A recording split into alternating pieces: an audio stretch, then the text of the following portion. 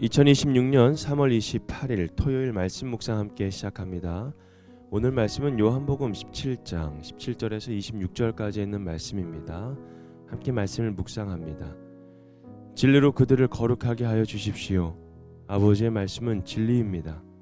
아버지께서 나를 세상에 보내신 것과 같이 나도 그들을 세상으로 보냈습니다. 그리고 내가 그들을 위하여 나를 거룩하게 하는 것은 그들도 진리로 거룩하게 하려는 것입니다. 나는 이 사람들을 위해서만 비는 것이 아니고 이 사람들의 말을 듣고 나를 믿는 사람들을 위해서도 빕니다. 아버지께서 내 안에 계시고 내가 아버지 안에 있는 것과 같이 그들도 하나가 되어서 우리 안에 있게 하여 주십시오. 그래서 아버지께서 나를 보내셨다는 것을 세상이 믿게 하여 주십시오. 나는 아버지께서 내게 주신 영광을 그들에게 주었습니다. 그것은 우리가 하나인 것과 같이 그들도 하나가 되게 하려는 것입니다. 내가 그들 안에 있고 아버지께서 내 안에 계신 것은 그들이 완전히 하나가 되게 하려는 것입니다. 그것은 또 아버지께서 나를 보내셨다는 것과 아버지께서 나를 사랑하신 것과 같이 그들도 사랑하셨다는 것을 세상에 알게 하려는 것입니다. 아버지께서 내게 주신 사람들도 내가 있는 곳에 나와 함께 있게 하여 주시고 창세전부터 아버지께서 나를 사랑하셔서 내게 주신 내 영광을 그들도 보게 하여 주시기를 빕니다.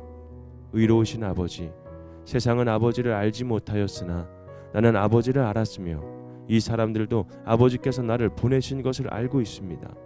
나는 이미 그들에게 아버지의 이름을 알렸으며 앞으로도 알리겠습니다.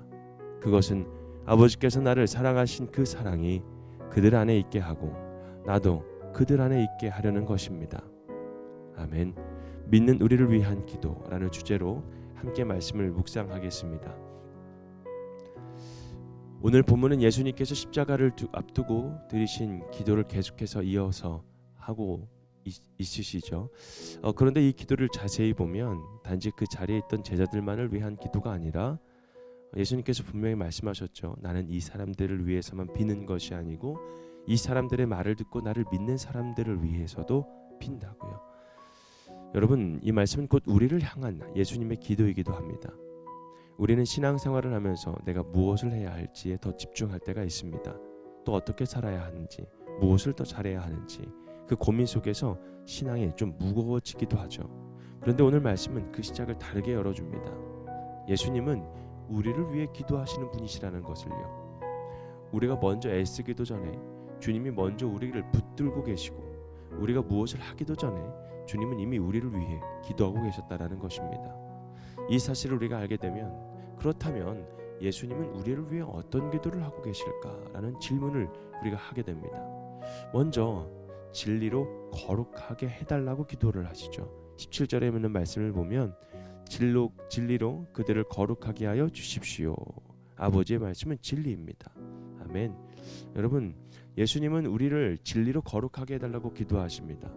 세상은 계속 변하죠. 기준도 가치도 방향도 끊임없이 흔들립니다. 무엇이 맞는지조차도 혼란스러운 시대입니다. 그런데 예수님은 분명히 말씀하십니다. 하나님의 말씀이 진리이며 그 진리가 우리를 거룩하게 한다는 것입니다. 거룩은 세상을 떠나는 것이 아니라 세상 속에서 하나님께 속한 사람으로 살아가는 것입니다. 그래서 우리는 흐름을 따라가는 사람이 아니라 말씀을 붙드는 사람이 되어야 합니다. 말씀이 우리를 붙들 때 우리는 흔들리지 않고 하나님께 속한 사람으로 살아갈 수가 있는 것입니다. 두 번째로 세상으로 보내신 사명으로 우리를 살게 하십니다. 18절에는 말씀 보면 아버지께서 나를 세상에 보내신 것과 같이 나도 그들을 세상으로 보냈습니다. 아멘. 여러분, 예수님은 우리를 세상으로 데려가 달라고 기도하지 않으셨어요. 세상에서 데려가 달라고 기도하지 않으시고 오히려 우리를 세상으로 보내셨습니다. 이것이 믿음의 중요한 방향인데 믿음은 세상을 피하는 것이 아닙니다. 세상 속에서 살아내는 것입니다. 예수님께서 우리를 거룩하게 하시는 이유도 세상 속에서 길을 잃지 않도록 하기 위함입니다. 각자의 자리로 우리를 보내셨죠. 가정으로, 직장으로, 또 관계 속으로 우리가 그 자리에서 우리의 삶이 복음이 될 수 있도록 우리가 노력을 해야 됩니다. 어떻게요? 말과 태도, 선택을 통해서 예수님이 드러나야 된다라는 것입니다. 세 번째로 하나가 되어 사랑을 드러내게 하십니다. 21절 말씀 보면 그들도 하나가 되어서 이렇게 나옵니다. 그리고 마지막에 세상이 믿게 하여 주십시오. 예수님이 지금 반복해서 우리가 하나 되기를 위해서 기도하십니다. 왜 하나됨이 중요할까요? 공동체의 하나됨이 세상에 예수님을 증거하는 통로가 되기 때문에 그렇습니다.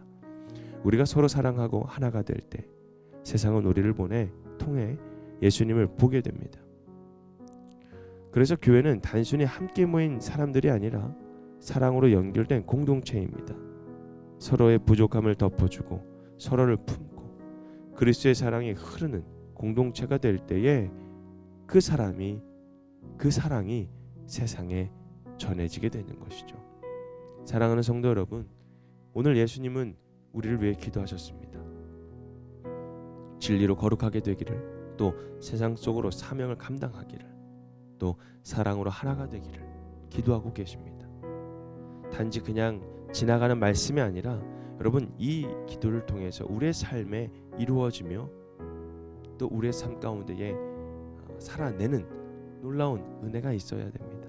그래서 말씀을 붙들고 살아가고 보내심 받은 자리에서 예수님을 드러내며 살아가는 삶을 우리가 살아내야 되는 것입니다. 여러분, 주님의 기도가 정말 여러분 안에 이루어지기를 주님의 이름으로 축복합니다. 오늘 말씀 묵상 마치겠습니다.